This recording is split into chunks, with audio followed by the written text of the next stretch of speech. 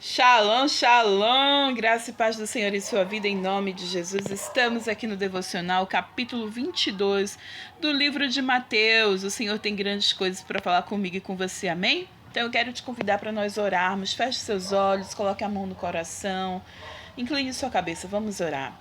Precioso e querido Espírito Santo, Tu és o amado de nossas almas, nós te queremos mais do que tudo, queremos, Senhor, te ouvir, te obedecer. Fala ao nosso coração, ministra-nos, Senhor, em nome de Jesus, ajuda-nos a ter entendimento, discernimento espiritual, nos rendemos a Ti, Pai, nos entregamos a Ti, queremos mais e mais de Ti, Senhor, fala ao nosso coração em nome de Jesus, amém? Glória a Deus. Então, capítulo 22 fala assim: Jesus lhe falou novamente por parábolas, dizendo: o reino dos céus é como um rei que preparou um banquete de casamento para seu filho. Enviou seus servos aos que tinham sido convidados para o banquete, dizendo-lhes que viessem, mas eles não quiseram vir. De novo enviou outros servos e disse: digam aos que foram convidados que preparei meu banquete. Meus bois e meus novilhos gordos foram abatidos e tudo está preparado. Venham para o banquete de casamento. Mas eles não lhes deram atenção e saíram para um outro campo, outro para os seus negócios. O restante, agarrando os servos, maltrataram-nos e o mataram. E o rei ficou irado e, enviando o seu exército, destruiu aqueles assassinos e queimou a cidade deles.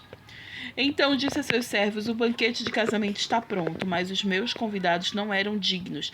Vão às esquinas e convidem para o banquete todos os que vocês encontrarem. Então os servos saíram para as ruas e reuniram todas as pessoas que puderam encontrar, gente boa e gente má. E a sala do banquete de casamento ficou cheia de convidados. Mas, quando o rei entrou para ver os convidados, notou ali um homem que não estava usando veste nupcial. Ele perguntou: amigo, como você entrou aqui sem veste nupcial? E o homem emudeceu.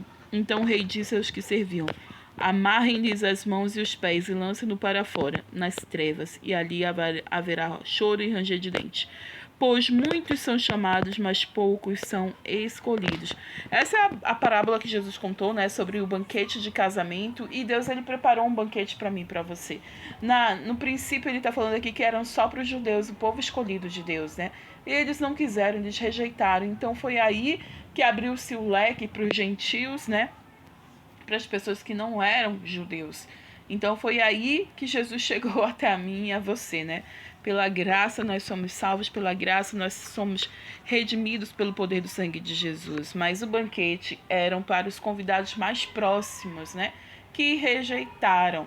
E aqui está dizendo que se a gente não está de acordo com a palavra de Deus, não está com vestes nupciais, é choro e ranger de dente, minha irmã. Então, o que a gente precisa é estar de acordo com a vontade do Senhor, amém? Vamos seguir aqui, versículo 15.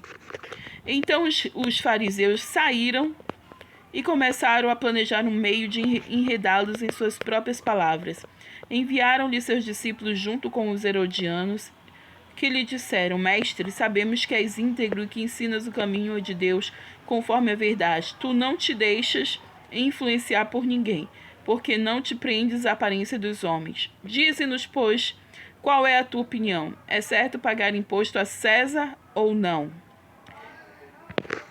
Mas Jesus, percebendo a má intenção deles, perguntou: hipócritas, por que vocês estão me pondo à prova? Mostrem-me a moeda usada para pagar os impostos. E eles lhes mostraram um denário, e lhes perguntou: de quem é esta imagem e esta inscrição? De César, responderam eles. E ele lhes disse: então dê a César o que é de César e a Deus o que é de Deus.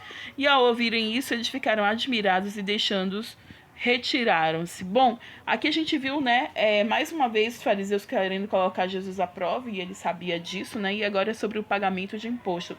E mais uma vez o Senhor nos ensinando que a gente tem sim uma moradia no céu, né, nossa moradia celestial. Nós vivemos sim, vamos viver num plano espiritual, mas por enquanto é na terra, é um plano terreno, é físico, e a gente precisa estar de acordo com as leis daqui da terra e as leis de Deus também, amém? Então a gente precisa fazer o que é necessário fazer, amém?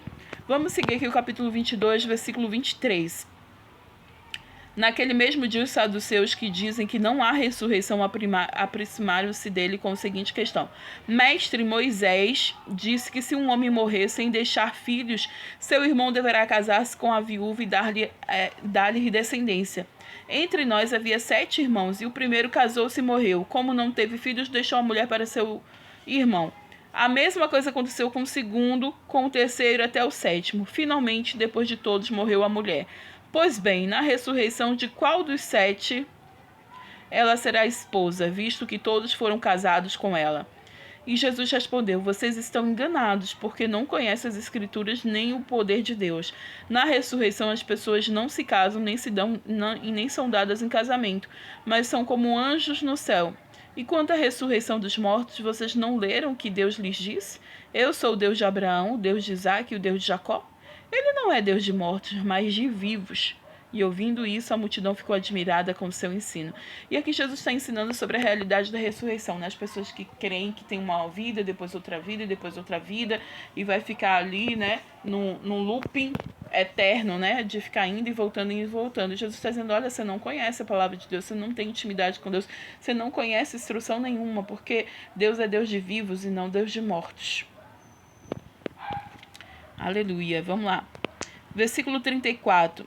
Ao ouvirem dizer que Jesus havia deixado os saduceus sem respostas, os fariseus se reuniram e um deles, perito na lei, o pôs à prova com esta pergunta: Mestre, qual é o maior mandamento da lei? E respondeu-lhe Jesus: Ame o Senhor, o seu Deus, de todo o seu coração, de toda a sua alma e de todo o seu entendimento.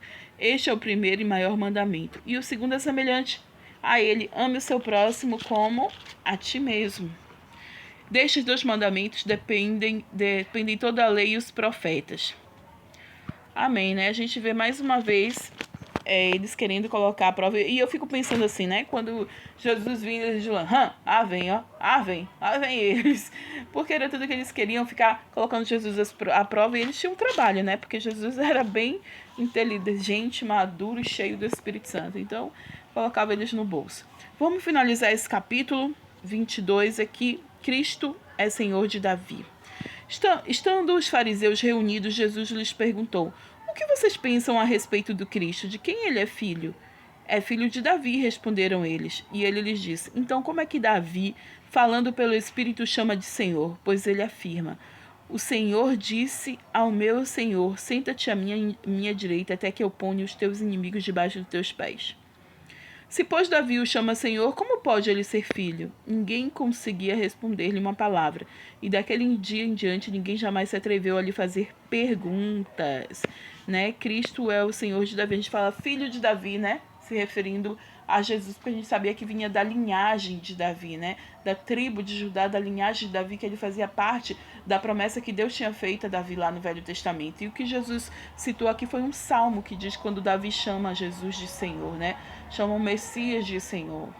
E Jesus era extremamente cheio do Espírito Santo, de sabedoria, de entendimento, e é assim que eu e você devemos orar, buscando do Senhor isso, né? Entendimento, revelação do alto, sermos cheias do Espírito Santo também. Amém? Que assim seja em nome de Jesus.